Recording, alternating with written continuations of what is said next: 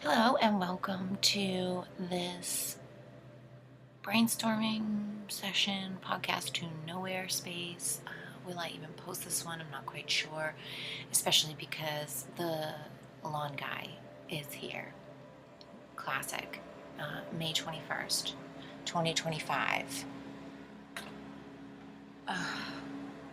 Every time I feel like I want to do something and my camera works and things are in line, like this morning, I was going to record episode 7, Deconstructing Distortions. Camera's on. It doesn't look like it's like fading into pink or anything like that. I had some time. Perfect to do it. And this guy pulls in his creaky truck in the parking lot. And now, of course, he's going to be like right underneath my window. I have probably a strip of grass that is a foot wide and the length of the building, and for some reason he just has to be underneath my window all the time that he's here.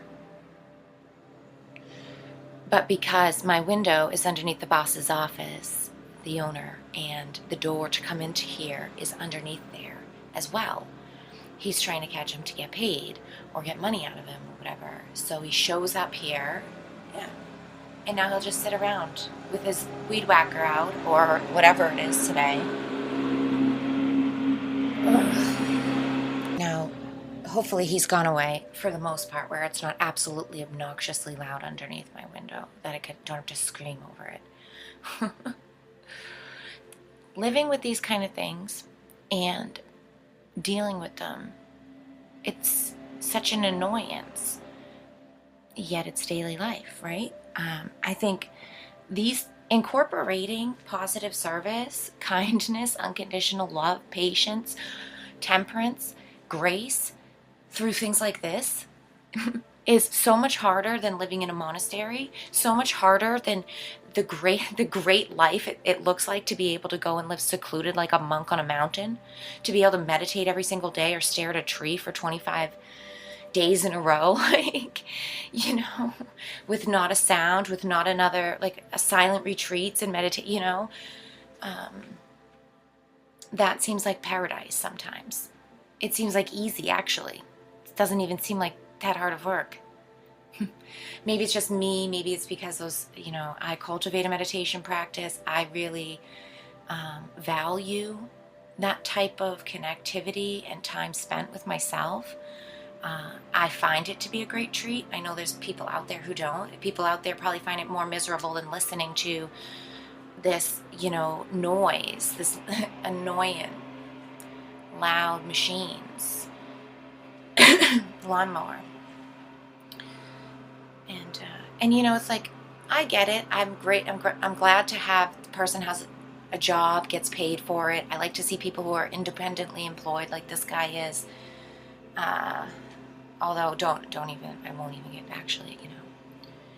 get started on this personal bits, because there's some I could complain about everything and anything. This is the thing about the tasks in dealing with real life, and then how far do we really allow these things to bother us? How much do we blame the other person for? And then really it becomes quite easy to become disdainful, to dislike the person, to start looking at all their negativities and the things that perhaps aren't the greatest about them, and then just say, oh, they're a gross person too, and I can't stand them. And then you have all of these ugly feelings and negativity around every time they're present or whenever they come by. And it's like,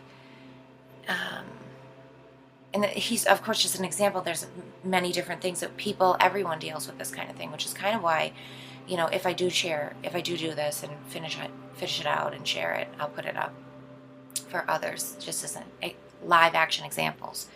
I love to do this kind of thing in honor of that practice, and give case study kind of myself in a general way, because it helps me, but it also helps others, and it doesn't just help the immediate aggravation of whatever kind of thing that I'm going through, that I can just talk about it and air it out, try to move through it in a more positive way, laugh at it.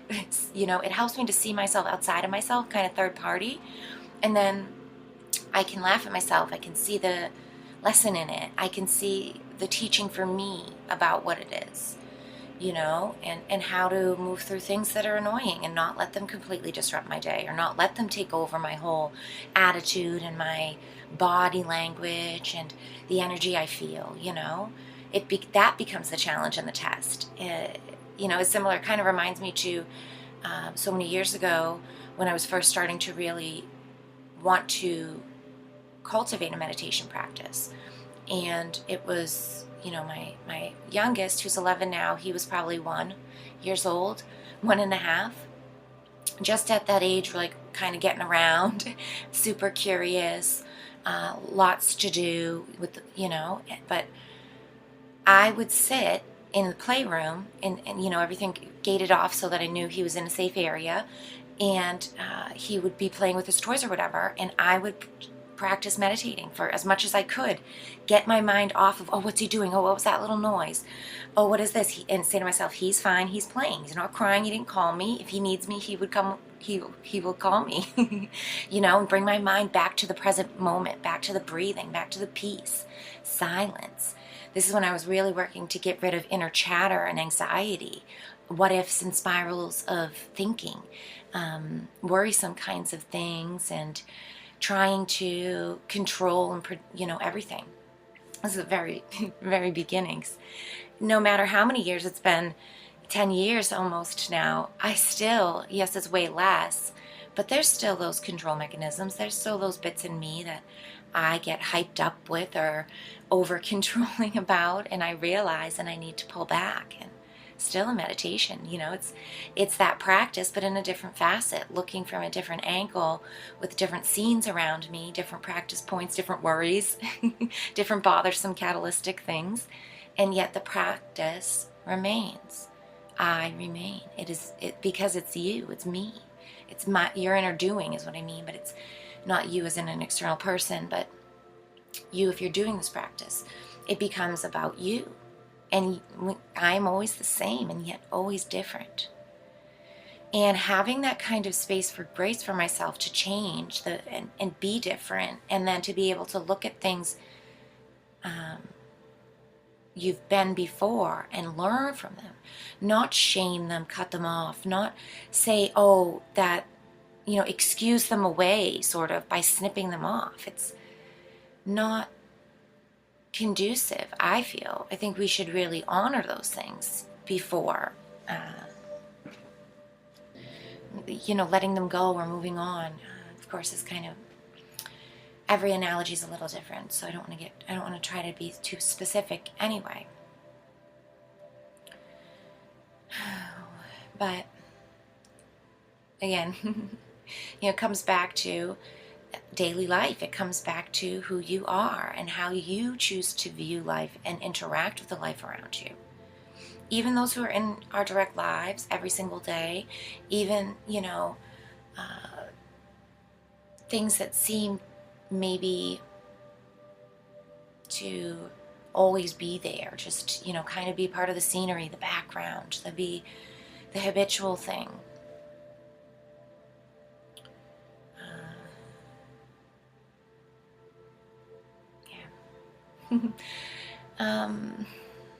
I kind of got on here to mostly complain, to be honest, or not really complain, but talk through and find results, find harmonization, because I feel like when I say complain, most people think of complain and people don't want solutions. They just want to hear a whining pity party and have someone to sort of come down and cry with them. In fact, that's, you know, not really why I do this, and that's not what I'm looking for at all. What, you know, I'm looking for are the points to pick myself up in those different responses, reactions, those different inputs that can come through when I voice out these things, that will help me to see a stronger point, to see a step up, to remember myself, you know? Again, if this is a life to be watched and seen, if Creator Source sees through my eyes and builds with me, and it's a co-creative experience here, a discovery, like, like I feel it is, then how do I want to be viewed? How do I want to view myself? Do I want to allow that sort of inner tantrum child to, to take hold and to just be spewing out a bunch of toxicity, making the scene even more over amplified and worse? Or do I want to be able to, acknowledge that that's a calling? It could be a potentiality, but I don't want to go with that. What I'd like to do is, breathe and remember the moment and live through it, recalling that it will pass, and that the annoyance will go away. There's plenty of other time and space, and that all things, I feel, are meant to happen as they happen in the now moment. And so perhaps it just is not the best time to do that right now.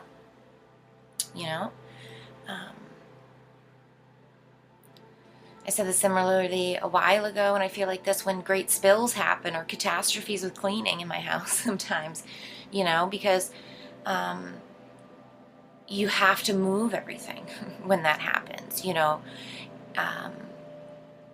and with that, sometimes it comes behind a corner that you haven't been in for a little while. Maybe it's been a month or some odd time since you've really moved that piece of furniture or gotten into that corner behind this thing. And you could have, should have put it off because you have been already sort of, and if that great spill hadn't happened or that thing didn't drop back there or whatever, you would have put it off for another day or week or who knows, so those little, the catalytic upsets and disruptions, they always have benefits out of them. There's productivity to be found through the working, through the change. Even though it's come in an uncomfortable or just, ugly, unwanted kind of way.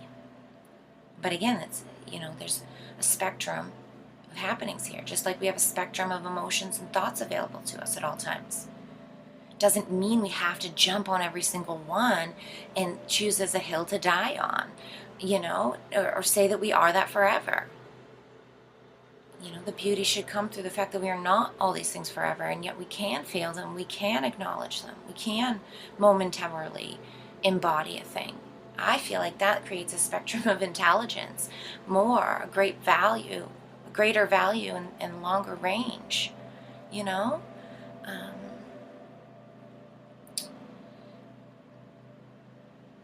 So I had a bit of a thought in mind. I almost did a note to self earlier, but then I thought I would see about my camera working, because I wanted, and it is, it's more of a note to self, but it has to do with a lot of these things, getting through uncomfortable things,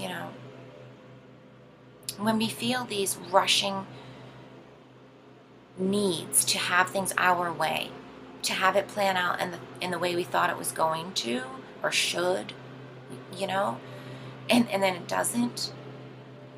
It's the best thing to do, of course, is to come back to the moment and breathe. But what does that even mean?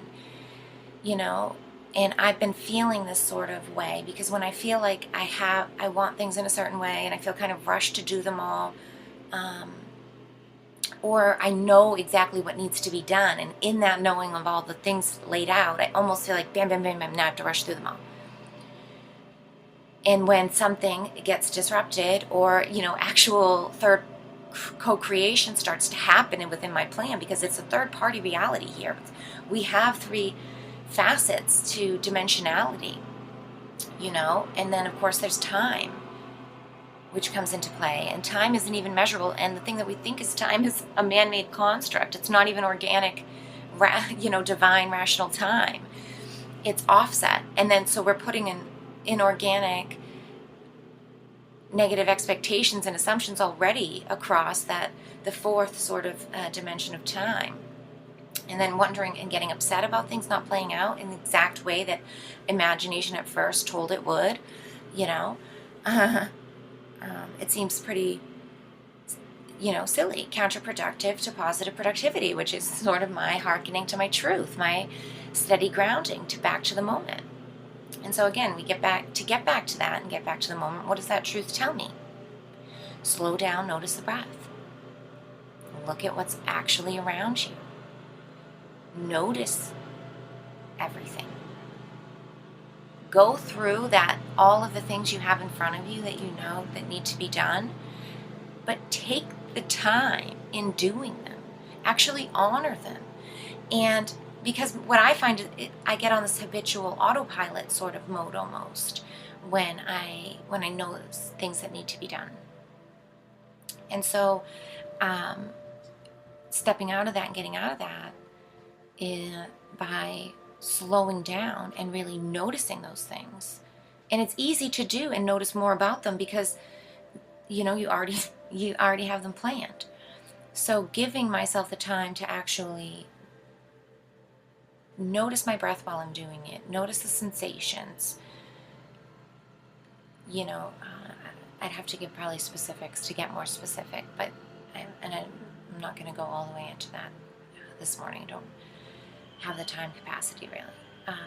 And I talked a lot about this actually already with kind of my hobbies and habits and my rituals and routines and all that. So mostly I'm speaking about those types of things, the to-dos I have to do every single day. But it comes into play with creative projects and different things, like today, like the example I gave about the video.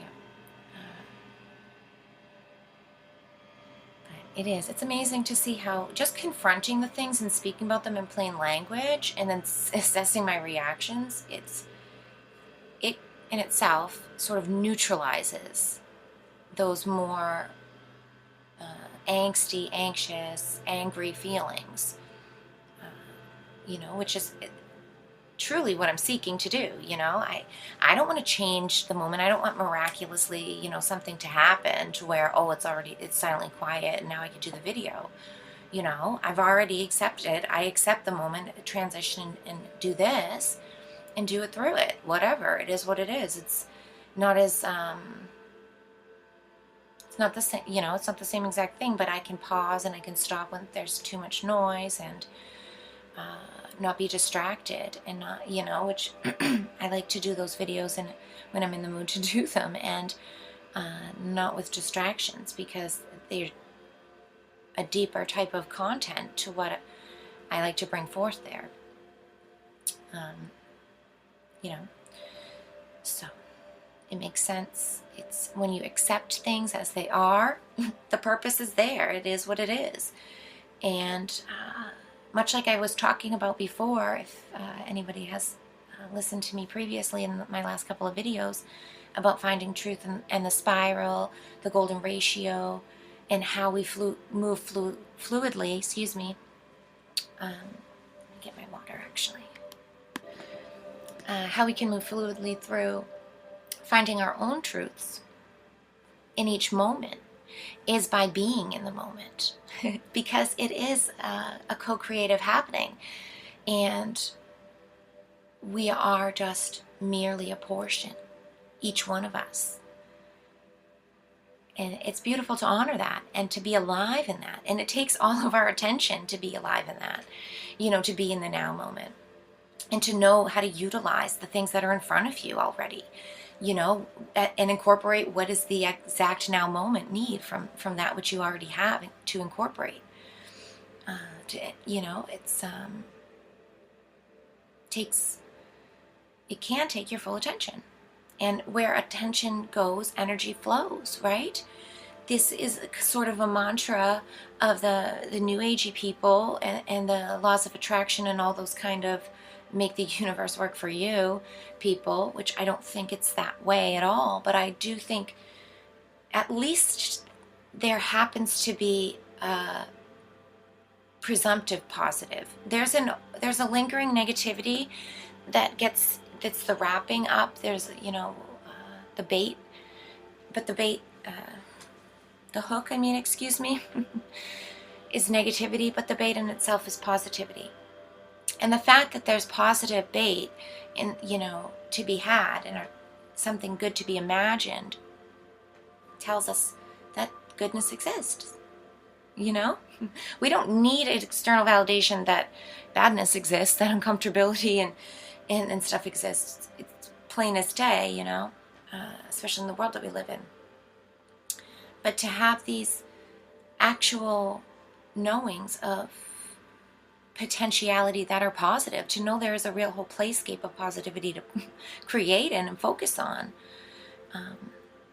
I feel like that gives me motivation. And it also, like these days, you know, gets me to realize, okay, I'm sort of stepped over into negativity zone and grounding.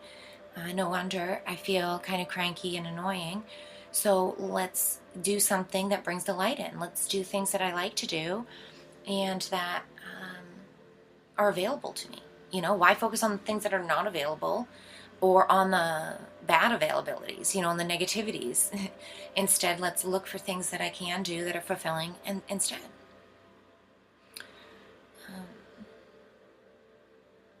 And so, yeah, that's the alchemization, you know, the alchemy, the transmutation of thoughts, of energy and emotions that, you know, it's so basic, it really is. But at the same time, I feel like all of us, a lot of my time previously would be so caught up in thoughts and thinking that these basics, they get lost, you know? So bringing back to basics, it's amazing again, sort of the 9 here that we're in, and we have endings and new beginnings, and the old and the new, you know, merging and coming together, remembering each other, meeting in the middle. You know, that's what the themes are all about. And so, again, to sort of bring it back to what I started about, you know, about in uncomfortable times, things when they don't go the way we want them to bring it back into the very now moment with the breath. Tap into those constructive practices, you know, to change and shift the way that I'm feeling on the inside, because that really changes everything. And it does, it makes everything.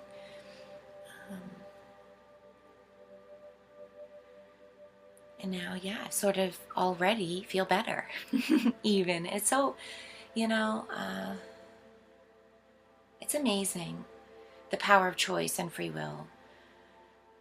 It's such a beauty and a light to know that when you hold and always seek from and know that there's this true way to unconditional love, to harmonious solutions, to feeling better and good, you know, to feeling peaceful and meaningful and on purpose. It seems to just always solves everything. It always finds, it's like a silver lining. It's a velvet rope and cord through the breadcrumb trails. It's so foundational and fundamental, you know, and to see it like change or and stay the same through so many changes over time, it's, yeah, wonderful. Glad to be able to share and hope to show others how the answers are really simple, and the choice is simple. Each one is, and when we take the accountability for our own sovereign atmosphere, how we choose to live and live within ourselves, it's amazingly powerful and pleasant. And it doesn't have to be anything crazy, and it doesn't have to be anything different than what you are. And sometimes it's great and sometimes it's not. Sometimes it's happy and sometimes it's sad. But just in the being of whatever it is, that's it. That's where the magic is. That's the specialness. That's the uniqueness. And it's so simple of just owning it and feeling it and accepting it, that leads to it. That leads you through. Before you know it, something else has come in, you know, and that to me, yeah, leads to this neutrality of peace of mind, peace in my soul, my heart, a steady neutrality of positivity. I don't have to be all the way get up and go all the time. It's not about having every solution to every problem, or even having another know that I'm doing good work for myself. It's more about myself knowing that I do good work for myself. And yeah, and again, that's like the introspective process of stepping out of myself when these kinds of disruptions happen has been such a strengthening exercise. It's real conditioning of the core, the core of me. And it helps me interact with everyone around me better.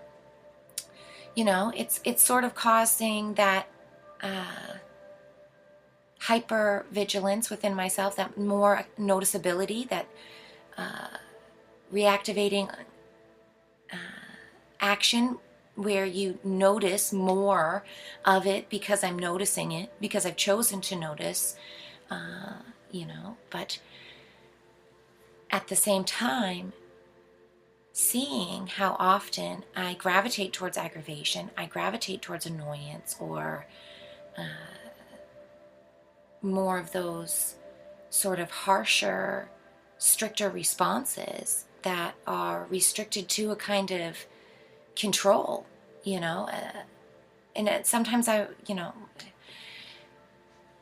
don't want to start saying negative and bad, because I don't want to be judging myself in a bad way and say, oh, you're a bad human because you get mad and you have angry feelings, and of course I would never want to make anybody else feel like that either. However, to remove the good versus evil battle within and understand that those choices to immediately respond or react really in aggression or defense or upset, in an oppressed way, any kind of response really, because when you look at it, your responses are what speak to you or speak to me, and they tell whatever they tell. And they're so, unique to the multiple scenarios of life that how could you ever, define it down any more than that? Trying to talk in a general way like I am right now. But it's much like, and I'll talk a little bit more later about, I sort of read this, well, I totally read this Chang Tzu. It's, I wish I could pull it up. It's a translation, it's a wonderful translation. I really liked the book, and I really liked a lot of the chosen proverbs and things that are in there. I don't even know if you call them that. Some of them are commentary on Lao Tzu, or Lao Tzu, Lao Tzu. I'm such an American with pronunciations. But the Eastern traditions in general are just the Zen kind of, right? The Wu Wei, the non-doing. What's the other? Yeah, I won't even get into it, but I think it's a form of martial arts, and it's also about that. It's sort of not about attacking, but it's only about the responses and the way to sort of subdue that person in the most caring way. I forget what this one's called, but Matt Belair, is that his name? Oh, I might have said it wrong, but whatever. And Cliff High, they've talked about this sort of techniques and branch of martial arts before, and the mentalness of it, and it's almost reminds me of chess in a sort of way, the longevity of thought and responses, that the probabilities of responses and of potential attack sort of that could happen, and then how you would respond to it, um, you know, what is life? What are we experiencing but that on a different playing field? And then what can we do but learn about the type of warrior we are, the type of student we are, the type of person that we are, by observing those immediate kind of, or intuitive or innate, or sometimes they're programmed, sometimes they're manipulated. This is the other thing we get to learn about when you start to watch yourself more. It's though, does that feel like me? Does that feel true? Does that feel like my mom? Does that feel like my father? Is that something I picked up from so and so? Is this something that I saw here? We have all of these impressions placed upon us, and it's malleable reality that we have to decipher through, discern through. And again, power of choice and free will. This is a multi-dimensional game or task, challenge, production, show, whatever you want to look at it as at any chosen time. Who knows the truth? But, you know, looking at things from multiple angles can't hurt us, can't do anything but better us, so shouldn't we be doing it? But no, shadows don't want to be seen from multiple angles. They want to be seen from the audience, presentation, puppet show. Shadow shows only work. Your hand only looks like the dog, you know, in one time, one angle, and only when the lighting is in a certain place. But, you know, real world doesn't work like that. Truth and the light of God is 360 degrees. We already have a set light going around us that we should follow. We already have a given clock and time that we could set our whole lives by. You know? But no, we know better. Man knows better. Oh, it's so... I get in this way too, you know, so I can laugh so nicely because I can laugh at myself, just like I kind of started off saying about being able to do this observation and then laugh at myself, you know, because it's foolery. And again, the reason that we can laugh, just like we could see positivity, tells us the truth of it. The Creator loves a good joke, a laugh, to be surprised. Why else would you want to discover moreness? Wouldn't you would be content with infinity and knowing all yourself and having the whole in this thing in a set way. If that was the case, there would have never been this explosion creation to seek all of the finite pieces within. What could ever make up if infinity was to be made up? To find itself again, to come back by seeing all points, all choice points present, you know?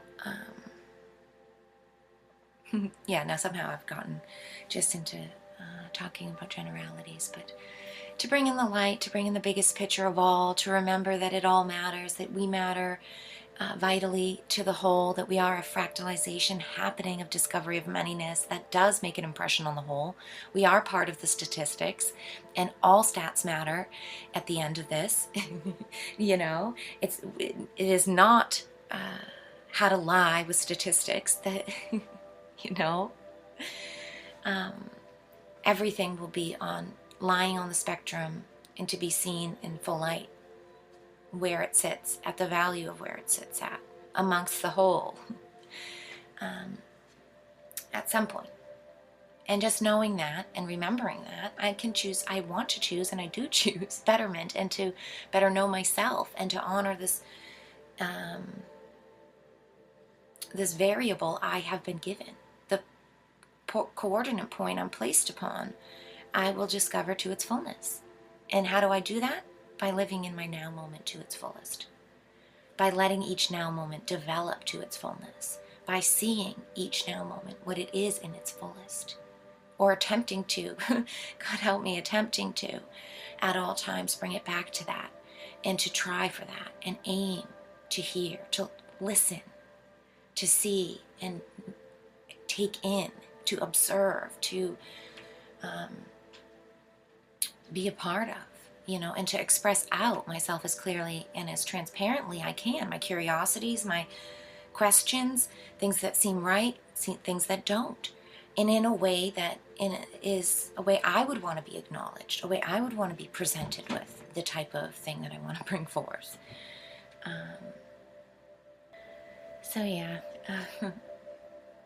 moving through all that and keeping this stuff in mind is really, can take up all of my time. And it brings me back into the moment and helps me remember, the key, which is really to slow down, right? To actually enjoy it, to be there, to be here now, If you haven't read that book, it's worth a read, but also I feel it's a bit mainstreamy, but a new agey. But anyway, I think I'll leave it there. I've talked long enough and around the whole world, my whole world, changed my whole world in the talking while I went, right? That's a part of the journey too. And this is the thing. The hero is changed by the journey and then returns home, returns back to this, neutrality space, back to regularity until the next one, but you're changed anew. You're better, you're stronger. The thing that you think you're coming back to, you're different now. So you see it in a different way. It sees you in a different way, and you can learn more. So yeah, learning more in my own little ways, in my own unique place and space. Thanks for joining me for this live action alchemy session. I guess I will see you around. If you're looking for anything in the meantime, you can find me on YouTube and BitChute, or Telegram, a.Marie.Speaks, and all those places. Or you can find me directly on my website at a.Marie.Speaks.com, where I have not only my own things about myself, my writings, services, etc., but also a plethora of free third-party references and links, books, ideas, tips and tools across the whole things, introspection, spirituality, and happiness. So if you're interested in metaphysical topics or anything like that, you could find a bunch of other links to people I find or have found interesting in my own question journey as the eternal student. So thanks for witnessing my journey. Thanks for listening to me here. I appreciate your audience so much. Thank you for your wonderful contribution to our collective. And yeah, I will see you next time.